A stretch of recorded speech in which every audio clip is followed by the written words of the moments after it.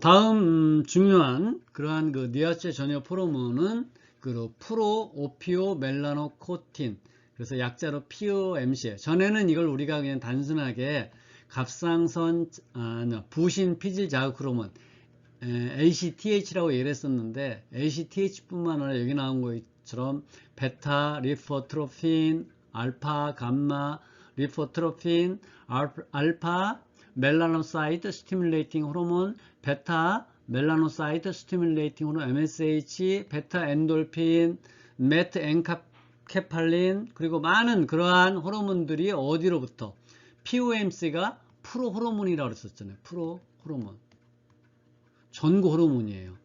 그래서 이 ACT가 지금 서로, 그래서 보게 되면 여기 나와 있는 것처럼 프로 오피오 멜라노코틴 같은 경우는 마이너스 104, 그러니까 약 268개의 아미노 액시드로 되어졌죠. 그게 나중에 그 뇌하체 전엽이나 아니면은 중엽에서 클리비지가 되면서 앞에 N 터미널 프래그먼트, 어떤 구분은 떨어져 나가고, 코티코트로핀과 39개의 아미노 액시드로 되어진 코티코트로핀, 즉 ACTH가 이제 생성이 되고, 베타 리포트로핀 같은 경우는 보게 되면 약 90개 정도 되는 아미노 액시드로 이루어진 게 베타 리포트로핀이고, 그것이 나중에 ACTH가 분할이 되어서 멜라노사이트 스티뮬레이팅 호르몬이나, 혹은 뭐 CRIP는 뭔가요? 코티코트로핀 릴리징 라이크 인터미디에이트 펩타이드, 이런 펩타이드, 혹은 뭐 감마 리포트로핀, 베타 엔돌핀.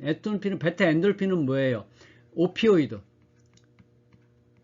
아편 물질이죠. 그래서 우리 그 생체 안에는 엔도지니어스 오피오이드, 우리 생체 안에서 생성되는 오피오이드, 아편약 물질이죠. 그런 물질을 해서 엔도지니어스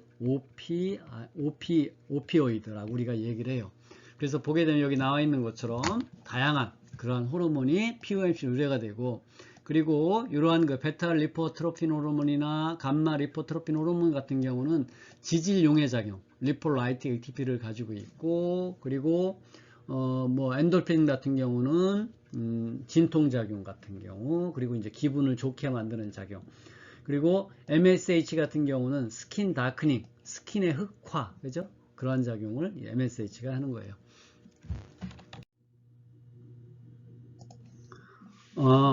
뇌하체 전엽 호르몬의 네 번째로서 그 ACTH 혹은 이제 코티코트로핀이라고 얘기를 합니다. 그래서 이것은 그 이전 슬라이드에서 여러분이 보셨던 그 POMC, 프로 호르몬인 POMC에서 효소의 작용에 의해서 생성되는 그러한 그 산물이죠.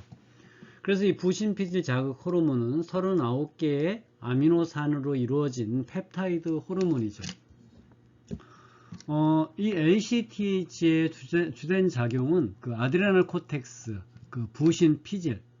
혹시 이제 부신 피질 중에도 이제 여기 나와 있는 요 그림처럼 요게 이제 부신이죠. 이런 어떤 그 신장 바로 위에, 밑에 이제 신장이 있고 그 위에 있는, 그런데 요 마찬가지로 요 부신 아드레날 글랜드도 그 뇌하수체처럼 발생학적으로 기원이 다른 두 개의 조직이 모여서 하나의 기관을 이루는 거죠. 그래서 여기 안에 있는 빨간색, 요게 이제 그 뉴런이 퇴화되어서 뭐 장크롬 친화성 세포, 여기 이제 컬러풀하게 나왔죠. 그것은 이제 신경 그 카테콜라민을 분비하는 그 안에 수질이고, 밖에 피질, 그 피질이 이제 세 개의 층으로 되어 있어요. 가장 안쪽이 그 조나 레티쿨라리스, 망상대라고 얘기하고, 그 다음이 조나 페스큘라타, 속상대라고 얘기하죠. 그리고 가장 위에 표면이 그 수구대가 아니라 사구대, 조나 그로메룰로사, 조나 그로메룰로사라고 우리가 얘기를 합니다. 그래서 요 세계층인데, 특히 이제 그 이러한 호르몬의 분비를 촉진하는 것이 요 부위, 그 ACTH가 요 부위에 작용을 해서 당류 코티코이드인 코티솔을 분비하는 거죠. 그리고 위쪽에 요 조나 그로메룰로사는 그 엔지오텐신 2, AT2라는 그러한 그 물질에 의해서 알도스테론이라는 그런 염류 코티코이드, 미네랄로 코티코이드를 분비를 합니다. 그래서 보게 되면 이 ACTH 같은 경우는 속상대를 작용하는데, 여기에 있는 수용체가 이제 그 ACTH 리셉터죠. 요거는 이제 G 알파 S 결합된 수용체이기 때문에 사이클릭 AMP를 매개로 해서 코티솔의 분비를 이제 촉진시키게 되겠죠. 그리고 이제 이렇게 있고, 요거에 대한 조절되는 그런 기전을 보게 되면 마찬가지로 ACTH도 어디에서 그 분비가 코티코트로핀 릴리징 호르몬 CRH죠. CRH는 어디서 분비된 호르몬이에요? 요거는 하이포셀라무스, 그 시상하부에서 분비되어서 뇌하수체 문맥계를 따라서 뇌하수체 전엽에 와서 뇌하수체 전엽에서 코티코트로프의 작용에 의해서 그 POMC가 분비되어지고, 그리고 ACTH가 분비가 되어지죠. 그리고 여기서 CRH는 우리가 일반적으로 릴리징 호르몬의 대부분은 GQ 결합된 수용체인데, 이 CRH 같은 경우는 GS 결합된 수용체예요. 그래서 요 뇌하수체 전엽에 있는 G 알파 S 커플드 리셉터와 결합을 해서 그 ACTH의 분비를 촉진시켜 주게 되겠죠. 그리고 또한 부가적으로 CRH의 요 시상하부에 작용을 해서 항인이 호르몬, 뇌하수체 후엽에서 분비되는 항인이 호르몬이나 아까 그 여기 사구대의 그 알도스테론의 분비를 조절해주는 엔지오텐신 2의 작용에 의해서 CRH의 분비를 포텐시에이션 해준다고 그래요. 그래서 CRH의 효과를 항인 호르몬과 엔지오텐신 2가 CRH의 효과, 어떤 ACTH의 방출을 촉진시키는 작용을, 어떤 상승작용을 통해서 항인 호르몬과 안지오텐신 2도 간접적으로 ACTH의 방출을 촉진시켜주죠. 그리고 또 중요한 것이 세 번째가 우리 동물에 있어서 물리적인 혹은 감정적인 아니면 어떤 그 화학적인 아니면 그 날씨나 여러 가지 이런 스트레스의 작용에 의해서 이 스트레스 인전 이런 팩터가 하이포셀라무스에 작용을 해서 코티코트로핀 릴리징 호르몬 CRH의 분비를 촉진시켜줘요. 그러면 이 CRH 분비가 촉진되면 메디안 에미넌스 부위에서 어디로 그 뇌하수체 문맥계를 따라서 뇌하수체 전엽에서 또 다른 그 캐필러리에서 이게 방출이 되면 이 CRH의 작용에 의해서 POMC를 통해서 ACTH의 분비를 요게 이제 자극하게 됐죠. ACTH는 어디를 가요? 조나 페스큘라타 속상대에 가서 속상대에서 코티솔의 분비를 촉진시켜줘요. 그래서 이것을 우리가 뭐라고 얘기를 하냐면 하이포셀라무스, 피튜어터리 그랜드, 아드레날 그랜드, 엑시스, 시상하부, 뇌하수체 전엽, 부신, 축이라고 얘기를 하는 거예요. 그래서 이게 하나의 축을 이루죠. 그죠? 위로부터 시상하부로부터 시상하부에서 뇌하수체 전엽, 뇌하수체 전엽에서 아드레날 그랜드까지 하나의 어떠한 그런 축을 이루고 있어요.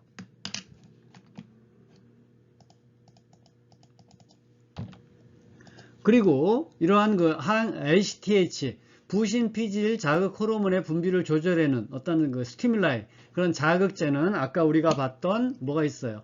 그 CRH는 어디서 분비된다고 얘기를 했었죠? CRH 같은 경우는 어디서 분비되냐면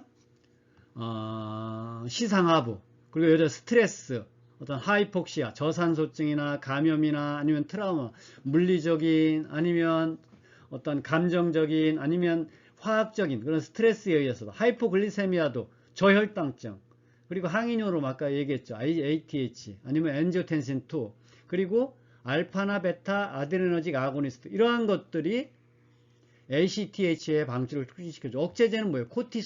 코티솔이 분비가 되게 되면 이게 네거티브 피드백 기전에 의해서 ACTH의 방출도 억제해주고, 또 어디까지? CRH의 방출도 억제해주죠. 그래서 이걸 우리가 음성 뒷목이 기전에 의해서 코티솔에 의해서 CRH나 ACTH의 방출을 억제해줍니다.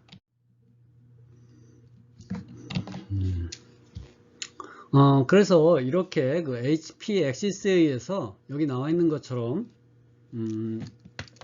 HPA 엑시스에 의해서 시상하부 그리고 뇌하수체 그리고 부신 그 축을 이룬다고 얘기를 했었어요.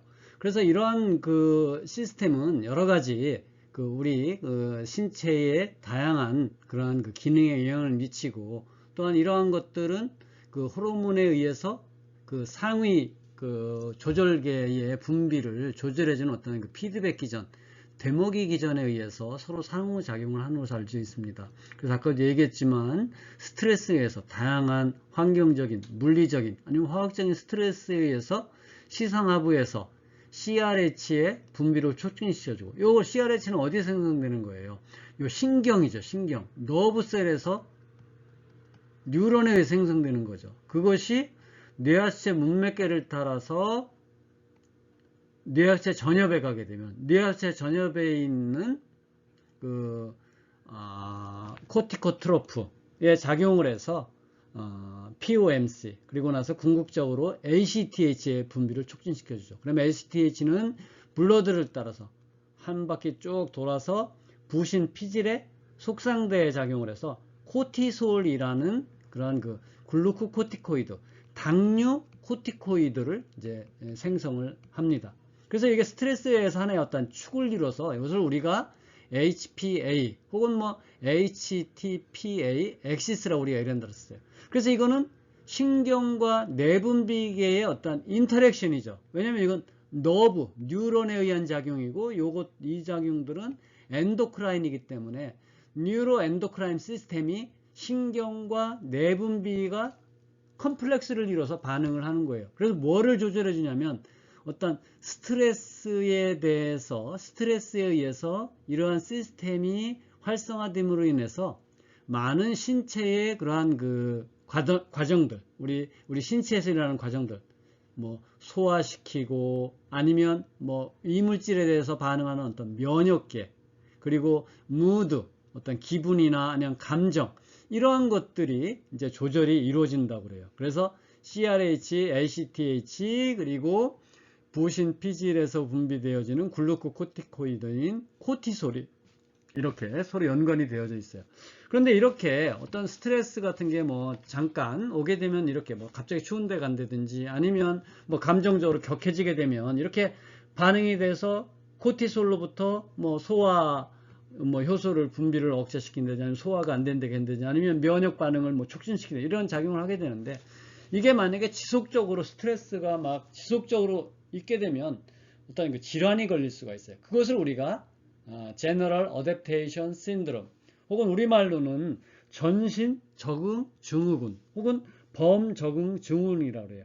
그래서 이러한 것들은 외부의 스트레스, 지속적인 스트레스에 대한 자기 자신을 방어하려는 어떤 일반적인 그런 그 어떤 신체적인 반응이라고 얘기를 할 수가 있어요. 그래서 보게 되면 이게 지속적으로 스트레스가 계속 있게 되면 여기서 CRH가 분비되고, CRH는 뇌하수체 전엽에서 ACTH가 분비되고, ACTH는 부신 피질에 가서 코티솔의 분비를 추진해요. 이 코티솔은 뭐 와서 또 여러 가지 반응을 하죠. 뭐 면역계의 어떤 면역 이뮨 서프레션이라든지 아니면 뭐 기타 프로락틴 같은 경우도 분비가 되어지고 아니면 여러 가지 이러한 것들이 분비가 되어지는데, 이게 지속적으로 막 장기간 크로닉하게 일어나게 되면 우리 초기에는 이러한 반응에 대해서 어떤 경고 반응이 일어나게 되죠. 그러므로 인해서 신체에서 이런 코티솔의 분비를 촉진시켜서 어떤 면역 반응을 매개하고 어떤 뭐 소화를 뭐 이런 것들을 어떤 반응을 하게 되는데,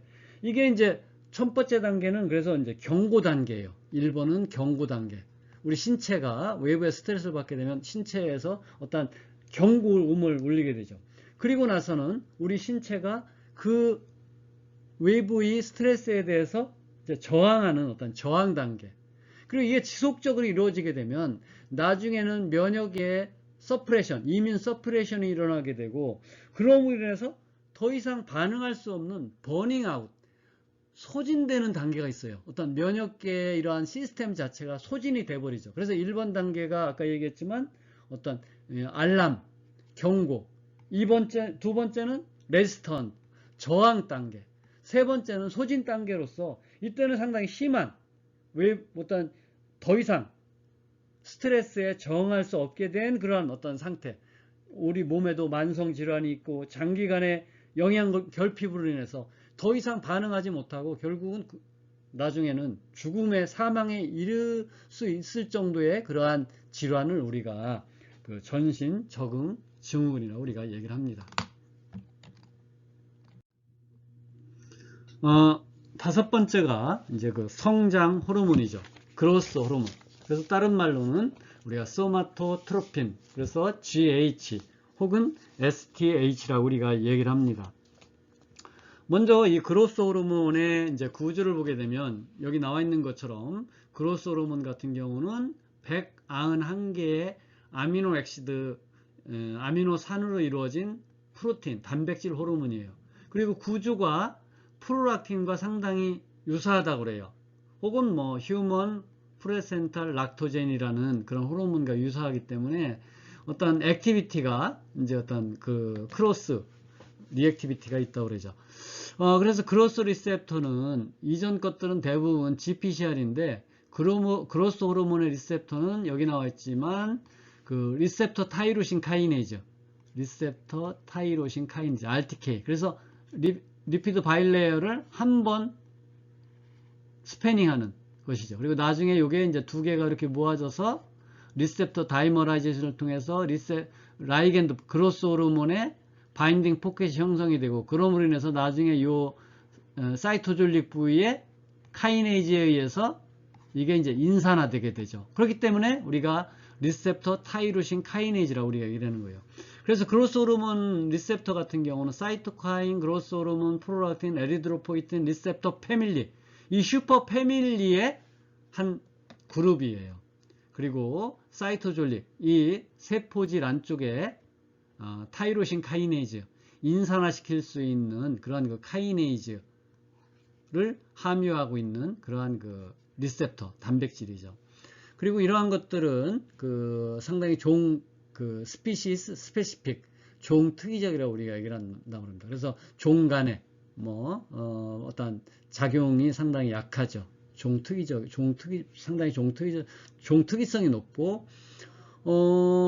이게 이제 그로스 호르몬 같은 경우는 일반적으로 나중에 우리가 여기서 공부하겠지만, 그로스 호르몬 주된 작용은 그로스 앤 메타볼릭 액션, 우리 신체를 성장시키고 다양한 그런 그 대사적인 작용을 하기 때문에 그로스 호르몬이 결핍이 되게 되면 난쟁이증과 같은 어떤 성장의 지연이 일어날 수가 있어요. 그래서 이 그로스 호르몬을 지금은 그 휴먼 리컴비넌트, 어떤 유전공학 기법에 의해서 그로스 호르몬을 합성하게 되는데, 오래전에는 그로스 호르몬이 어떤 신체, 애들이 자랄 때 중요한 역할을 한다고 알긴 알았지만, 그로스 호르몬을 합성할 수 없기 때문에 예전에는 여기 나와 있는 것처럼 카데버가 뭐예요?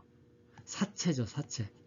그래서 이 그로스 호르몬이 니아스의 전엽에서 분비되어 있기 때문에 니아스의 전엽을 적출해서 거기서 그로스 호르몬을 추출해 내려면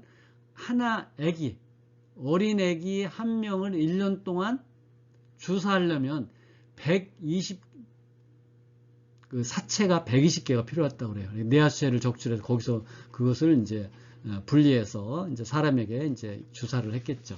그 정도로 상당히 이제 예전에는 이렇게 많은 사체를 필요했는데, 요새는 휴먼 리컴비넌트 그로스 호르몬, 어떤 유전공학 기법에 의해서 합성이 이루어지고, 그럼으로 인해서 성장이 지연이 되는 경우에 그로스 호르몬 주사를 이제 맞기도 하게 되겠죠. 그리고 그로스 호르몬의 분비는 다이우럴 리듬, 그러니까 특히 이제 그 24시간 주기, 생체 주기에 따라서 그로스 호르몬의 분비가 증가하고 감소하죠. 특히 그 야밤에 12시부터 야밤에 딥 슬립인 상태에서 그로스 호르몬의 분비가 최고에 이를 수가 있어요. 그래서 여러분, 우리 애기들한테 그러잖아요. 애들은 일찍 자라, 이런 얘기가 다 그로스 호르몬 분분이 우리 저녁에 밤에 잘 때, 깊은 아주 숙면을 취할 때 그로스 호르몬의 분비가 촉진되고, 그러므로 해서 애들이 이제 잘 자라게 해주게 되겠죠. 그리고 마찬가지로 그로스 호르몬도 분비될 때는 맥동성, 분비가 증가됐다 감소됐다 이런 맥동성 양상으로 분비가 이루어진다 그래요. 그리고 이러한 그 그로스 호르몬의 어떠한 그런 관련된 질환으로서 그 다피즘, 그 난장이증이 있어요. 그 난장이증이라는 것은 여기 먼저 이 그 다피즘은 우리가 이제 난장이증이라고 이제 외소증이라고 얘기를 하는데 그 여기 보게 되면 이 외소증이 있는 환자에게 있어서 그로스 호르몬이나 그로스 호르몬 리셉터, 즉 그로스 호르몬과 결합하는 리셉터는 노말이에요. 노말인데 뭐가 없냐면 혈중에 그로스 호르몬 바인딩 프로테인인 게 있어요. 그로스 호르몬 GB 바인딩 프로테인, 뭐 GBP라고 얘기를 하는데 이 GBP가 정상보다 낮은 거예요. 그래서 이 GBP는 우리가 다른 말로 인슐린 라이크 그로스 팩터 혹은 뭐 인슐린 라이크 그로스 팩터 바인딩 프로테인, 이러한 것들이 GBP는 요 그로스 호르몬 바인딩 프로테인이 인슐린 라이크 그로스 팩터고, 인슐린 라이크 그로스 팩터와 결합하는 것이 그 인슐린 라이크 그로스 팩터 바인딩 프로테인이죠. 그래서 그로스 호르몬이나 그로스 호르몬 리셉터는 정상이지만 이 그로스 호르몬에 의해서 작용을 매개하는 IGF나 IGF 바인딩 프로테인의 혈중의 레벨이 낮아짐으로 인해서 그로스 호르몬이 정상적으로 그로스 신체의 어떤 성장이나 어떤 메타볼릭 액션을 하지 못하는 경우를 우리가 다피즘, 그 외소증이라고 얘기를 하죠. 그래서 이러한 것은 1966년도에 이스라엘의 과학자인 라론이라는 과학자에서 처음 발견됐다고 해서 라론 다피즘, 그 라론의 그런 그 외소증이라고 우리가 얘기를 합니다.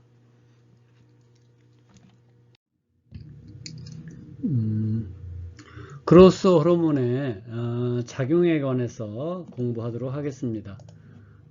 그로스 호르몬은 그로스 호르몬 혹은 뭐 그로스 호르몬 혹은 소마토트로핀, 그래서 약자는 STH라고 얘기를 하죠. 그래서 그로스 호르몬은 주된 작용은 인슐린과 유사한 작용을 하고 있어요. 그래서 인슐린과 그로스 호르몬은 이제 밀접한 작용이 있는데, 그 대사적인 작용에 있어서는 그 인슐린과 비슷한 작용을 가지고 있어서 단백질을 이제 합성하는 아미노산으로부터 그 단백질을 합성하는 그러한 그 동화작용, 그리고 그 지방은 그렇지만 분해를 한다고 그래요. 그래서 에너지원으로서 리피드를 사용하기 때문에 뭐 탄수화물이나 아니면 단백질은 이제 보존해 주기 때문에, 인슐린이 결국은 탄수화물을 보존해 주는 작용이잖아요. 그렇기 때문에 인슐린과 비슷한 작용을 하고 있고, 또한 이런 대사적인 작용뿐만 아니라 그 근육이나 아니면 우리 골 조직의 어떤 성장에 많은 작용을 가지고 있어요. 그렇지만 여기 나와 있는 것처럼 그로스 호르몬, 릴리징 호르몬이 어디에서 시상하부에서 분비되어져서 뇌하수의 전엽에서 이제 그로스 호르몬이 분비가 되는데, 이 그로스 호르몬이 분비가 되어서 혈중에 이동할 때는 그로스 호르몬 바인딩 프로테인과 결합되어 있는 상태로 이동을 한다고 해요. 사실 그로스 호르몬 자체가 이제 단백질 호르몬이기 때문에 우리 일반적으로 그로스 호르몬이 뭐 혈장 단백과 결합하지 않는다고 생각할 수도 있지만, 그 그로스 호르몬 바인딩 프로테인이 있다고 그래요. 그러다가 요게 나중에 그로스 호르몬 바인딩 프로테인이 타겟 오간, 뭐 본이나 아니면 머슬에 있는 그로스 호르몬 리셉터, 그로스 호르몬 리셉터는 리셉터 타이로신 카이네죠. RTK죠. 그래서 여러 가지 시그널 트랜스덕션 작용을 통해서 뭐가 합성이 되냐면 인슐린 라이크 그로스 팩터, 요거는 좀 이따 우리가 이제 공부를 할 거예요. 인슐린 라이크 그로스 팩터를 합성하고, 인슐린 라이크 그로스 팩터가 다시 이 타겟 오간에서 분비가 되어서 혈중에 인슐린 라이크 그로스 팩터가 돌아다니다가, 얘도 마찬가지로 바인딩 프로테인과 결합되어 있는 컴플렉스를 이뤄서 다니다가, 이게 이제 나중에 리셉터와 결합할 때는 얘는 이제 그 분리가 일어나죠. 분리가 일어나서 인슐린 라이크 그로스 팩터와 리셉터가 결합을 해서 시그널 트랜스덕션이 일어나고 타겟 오간의 그로스, 본이나 아니면 머슬과 같은 그러한 그 조직의 성장에 작용을 하는 거예요. 그래서 처음에는 사람들이 그로스 호르몬에 의해서 이 그로스 호르몬이 직접 작용한다고 생각을 했죠. 그런데 나중에 보니까 중간에 어떤 그 메디에이터, 매개체 역할을 하는 게 있는 것을 알았어요. 그래서 그것이 뭐냐면 여기 나와 있는 것처럼 인슐린 라이크 그로스 팩터 혹은 소마토메딘, 메딘, 소마토와 메디에이터의 합성어잖아요. 그러니까 그로스 호르몬의 작용을 매게 해준다고 그래서 소마토메딘, 혹은 다른 말로 인슐린 라이크 그로스 팩터죠. 그래서 인슐린 라이크 그로스 팩터의 프라이머리 스티뮬런트, 그 생성 촉진제는 뭐예요? 그로스 호르몬. 여기 보면 그로스 호르몬이 뭐를 촉진을 해요? 인슐린 IGF의 합성을 촉진시켜 주는 거란 말이에요. 그래서 주된 1차 IGF 프로덕션의 스티뮬레이터, 자극 물질은 그로스 호르몬이죠. 그래서 이러한 것들은 어디? 신장이나 아니면 간장에서 이게 생성이 되는 거죠. 그래서 이러한 것들은 특히 그 콘드로이틴 설페이트, 그러니까 연골의 구성 성분인 콘드로이틴 설페이트, 어떤 그 설페이션, 유화인자라고도 얘기를 해요. 거기에 이제 설페이트를 갖다 붙이게 되는 거죠. 그리고 이러한 것들은 또한 여기 흥미로운 것이 그 non-suppressible insulin-like activity. 그래서 사람들이 보니까 IGF가 인슐린과 유사한 작용을 해서 인슐린의 작용을 억제해주기 위해서 인슐린 항체를 넣어봤어요. 그래서 인슐린 항체를 넣어도 그로스 호르몬의 작용이 이것을 매개로 해서 그로스 호르몬의 작용의 기능이 계속 이루어지기 때문에 non-suppressible insulin-like activity라고 얘기해요. 인슐린 항체를 집어넣어도 IGF의 작용이 감소하지 않기 때문에 이 IGF는 Non-Suppressible Insulin-like Activity, 그래서 NSILA 액티비티를 가지고 있다고 얘기를 하는 거예요. 그리고 또한 이 IGF 같은 경우는 마이토제닉 이펙트, 그리고 다이아베토제닉 이펙트, 인슐린-like 액티비티. 그래서 각각의 이러한 작용은 뭐냐면, 그래서 이러한 것들은 마이토제닉 이펙트는 그 우리말로는 그 세포 분열 촉진 인자. 그래서 이 IGF 같은 경우가 조직 세포의 증식을 촉진시켜 준다고 해요. 그리고 다이아베토제닉 이펙트, 어떠한 그 당뇨 원성이죠. 그래서 일반적으로 그로스 호르몬은 인슐린과 유사한 작용을 한다고 하지만 그 그로스 호르몬에 의해서 그로스 호르몬이 분비가 되게 되면, 장기간 분비되게 되면 인슐린에 대한 어떤 센시티비티가 감소한다고 그래요. 그렇게 됨으로 인해서 다이아베토제닉, 어떤 당뇨 원성 작용을 가지고 있다고 얘기하죠. 그리고 인슐린 라이크 액티비티를 가지고 있고, 이러한 작용을 갖는 것이 이제 여기 나와 있는 IGF고, 그리고 이러한 그 그로스 호르몬의 방출의 어떠한 조절 물질로서 그 GIH, 인슐린의 그로스 호르몬의 방출을 억제해주는 그로스 호르몬 이니비팅 호르몬. 그래서 이러한 것들은 어디에서 방출돼요? 그 시상하부에서 방출되는 거죠. 그리고 또한 그로스 호르몬 릴리징 호르몬. 그런데 그로스 호르몬 이니비팅 호르몬은 G알파-I 결합된 수용체이기 때문에 사이클릭 AMP 생성을 억제해주고, 그럼으로 인해서 혹은 이러한 작용을 하는 것이 소마토스타틴도 GIH로 작용을 한다고 그래요. 그리고 GRH 같은 경우는 그 GS 결합된 수용체죠. 아까 우리가 릴리징 호르몬 같은 경우 이러한 호르몬 대부분 GQ 결합된 수용체였다고 했어요. 근데 이제 GRH 같은 경우는 GS 결합된 수용체죠. 그리고 계속해서 그로스 호르몬의 분비에 어떠한 그 조절 물질을 보게 되면 그 자극 물질, 자극 인자는 혈중의 글루코즈 레벨이 떨어지게 되면 그로스 호르몬의 분비가 촉진시켜주고, 그리고 또 한 가지는 뭐예요? 시상하부에서 분비되는 뭐예요? 그로스 호르몬 릴리징 호르몬도 그로스 호르몬의 분비를 촉진시켜주죠.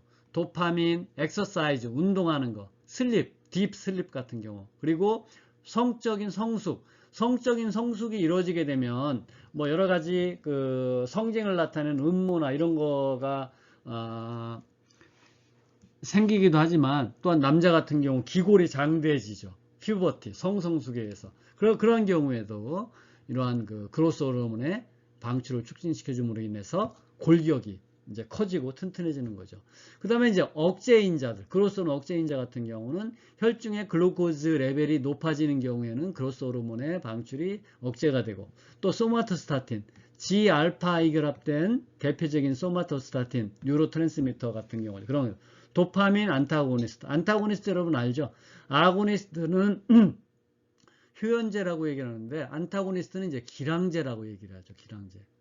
그래서 어떤 도파민의 고유한 작용을 블로킹 해주기 때문에 그러한 것들이 그로스 호르몬의 방출을 억제해 준다고 합니다. 여섯 번째, 그 뇌하수체 전엽에서 분비되는 호르몬이 이제 프롤락틴. 그래서 우리말로는 뭐라고 얘기를 하면 체유 호르몬.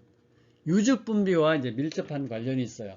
아까 그로스 호르몬이 191개의 아미노 액시드라고 얘기를 했었는데, 이 프롤락틴 같은 경우는 199개, 200개에서 마이너스 1이죠. 그죠? 199개의 아미노산으로 이루어진 단백질 호르몬으로서 구조가 그로스 호르몬이나 아니면 휴먼 플레센탈 락토젠이라는 호르몬과 상당히 구조가 유사하다고 그래요. 그래서 어떤 활성에 있어서도 오버래핑, 중복되는 그러한 그 활성을 가지고 있다고 그래요. 이 프롤락틴 같은 경우에는 혈중의 그로스 호르몬과 달리 혈중의 혈장 단백과 결합하지 않는다. 아까 그로스 호르몬 같은 경우는 그로스 호르몬 바인딩 프로테인이 있어서 그로스 호르몬과 결합했었잖아요. 근데 프롤락틴 같은 경우는 혈중 단백질과 결합하지 않고, 그러므로 인해서 반감기가 약 20분 정도. 20분이면 상당히 짧은 거죠. 그죠? 마찬가지로 리셉터는 사이토카인, 그로스 호르몬, 프롤락틴, 에리드로포이틴 리셉터 패밀리, 리셉터 타이로신 카이네이즈라는 멤브레인을 한번 선회하는 그러한 슈퍼 패밀리, 리셉터 타이로신 카이네이즈, 그거의 한 멤버로서 작용을 하지만 그 메커니즘은 많이 알려져 있지 않다고 그래요. 그렇지만 이 프롤락틴이 수용체와 결합해서 그 세포에서 칼슘 농도가 높아지는 그것을 봤을 때 볼테이지 디펜던스 칼슘 채널이 열리는 것 같다고 어떤 추측이 되어져요. 어쨌든 간에 칼슘이 증가하는 그러한 작용을 통해서 어떠한 그러한 프롤락틴이 기능을 하는 것을 알 수 있습니다. 그리고 이 그로스 호르몬도 마찬가지로 프롤락틴 리셉터와 크로스 리액트, 어떤 그런 그 교차 반응을 하게 되는 거죠. 사람에게 있어서. 주된 그러한 그 기능을 보게 되면 여기 나와 있지만 세 가지 주요한 기능이 있습니다.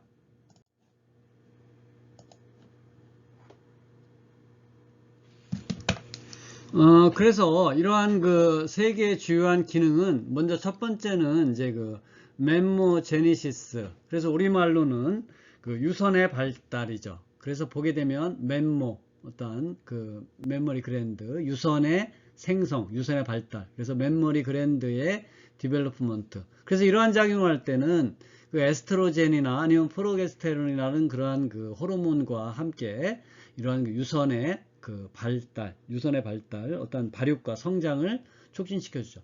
두 번째는 그 유즙의 생성, 락토제니시스, 밀크의 생성. 그래서 이니시에이션 오브 락테이션, 최유 생산. 그래서 이것은 만약에 뭐에 의해서 이 락테이션, 그 유즙이 생성이 이제 억제가 되냐면 에스트로겐이나 프로게스테론의 농도가 높은 경우에, 그리고 혹은 또 델리버리, 그 분만 후에 즉시.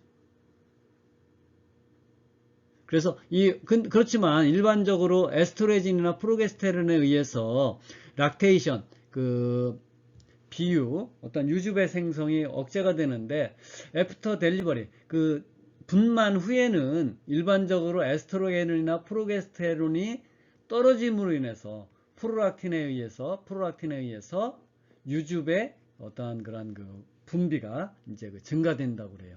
그리고 세 번째는 그 유즙 분비의 유지, 갈락토포이시스, 유즙 분비, 밀크 프로덕션이 어떤 옥시토신이라는 뇌하체 후엽 호르몬과 함께 작용에 의해서 유즙의 생성이 이제 유지되는, 유즙 분비의 유지. 이 세 가지 기능, 멤모제니시스, 락토제니시스, 갈락토포이시스, 즉 유선의 발달, 유즙 생성, 유즙 분비의 유지.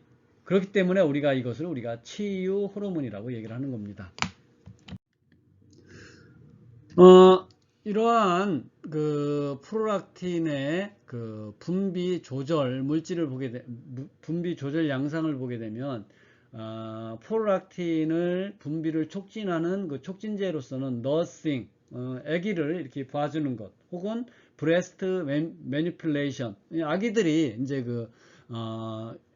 우유를 먹기 위해서 이제 유방을 이렇게 이제 만지고 아니면 입으로 이제 아기들이 빠는 행위들, 이러한 것들, 혹은 그 스트레스를 받게 되는 경우, 그리고 호르몬 중에도 프롤락틴 릴리징 팩터, 이것은 어디에서 분비되겠어요? 하이포셀라무스에서 분비가 되겠죠. 에스트로겐, 세크레틴, 글루카곤, 이러한 것들에 의해서 프롤락틴의 분비가 촉진되어지고 슬립, 어떤 수면을 취하는 거, 그리고 도파민 안타고니스트, 도파민 기량제, 그에 비해서 억제 호르몬은 소마토스타틴 혹은 프롤락틴 이니비팅 호르몬, 요거는 어디에서? 그 하이포셀라무스에서, 시상하부에서, 그리고 도파민이 PIH로서 작용하죠. 마찬가지로 어쨌든 간에 도파민이나 소마스타틴, 이런 것들은 대표적인 G알파-I 결합된 수용체죠. 그리고 도파민 아고니스트들, 도파민이 다 도파민 아고니스트, 이러한 것들이 프롤락틴을 분비를 억제해주는 억제 물질이죠. 호르몬의 분비 조절에 있어서 가장 잘 알려져 있고 우리가 가장 잘 알려져 있는 것이 피드백 기전이에요. 피드백, 데모기 기전이죠. 그래서 보게 되면 여기 나와 있는 것처럼 하이포셀라무스 시상하부에서 릴리징 호르몬이 방출되어지고 그것이 뇌하체 전엽에 이제 가게 되죠. 그래서 뇌하체 문맥계를 통해서 가게 되고, 뇌하체 문맥계를 통해서 가서 뇌하체 전엽에서 그 여러 가지 트로프들, 뭐 다이로트로프, 고나드트로프, 소마토트로프, 이런 것에 의해서 뇌하체 전엽에서 호르몬이 이제 방출이 돼요. 그러면 방출 호르몬은, 이 호르몬이 타겟 오간에 가죠. 그렇게 되면 여기 나와 있지만 타겟 오간이 뭐예요? 타이로이드도 될 수 있고, 고나드, 성선, 오발이나 테스티스, 혹은 아드레날 그랜드, 부신이 될 수가 있죠. 그러면 여기에서 이제 호르몬이 분비가 되죠. 그래서 갑상선에서는 T3나 T4 같은 경우, 고나드에서는 에스트로겐이나 프로게스테론, 아니면 안드로젠들, 그리고 아드레날에서는 코티솔과 같은 그러한 호르몬이 분비돼요. 그러면 이런 것들이 혈류를 따라 가다가 어디 가서? 시상하부에 가서, 혹은 경우에 따라서는 어디 뇌하체 전엽에 가서 그 호르몬의 방출을 억제해줘요. 그렇게 되면 하이포셀라무스에서 릴리징 호르몬의 방출이 감소가 되고, 그렇게 되면 뇌하체 전엽에서 방출되는 그 호르몬의 방출이 또 감소가 되고, 그렇게 되면 갑상선이나 성선, 부신에서 호르몬의 분비가 이제 감소가 되겠죠. 이러한 것을 우리가 네거티브 피드백 시스템, 네거티브 음성 되먹이 기전이라고도 얘기를 하는 거예요. 근데 간혹 가다가 이 호르몬이, 릴리징 호르몬이 방출이 되어서 뇌하체 전엽에서 호르몬이 방출이 되어지고 타겟 오간에 가서 분비되어지고, 그 타겟 오간에서 분비되는 호르몬이 도리어 시상하부나 아니면 뇌하체 전엽에서 분비를 촉진시키는 경우도 있어요. 그러한 경우에는 양성 데모기 기전이라고 얘기를 하는 거예요. 그래서 이러한 피드백 시스템, 네거티브가 됐던 포지티브가 됐던 어떤 데모기 기전에 의해서 호르몬이 방출이 조절이 됩니다.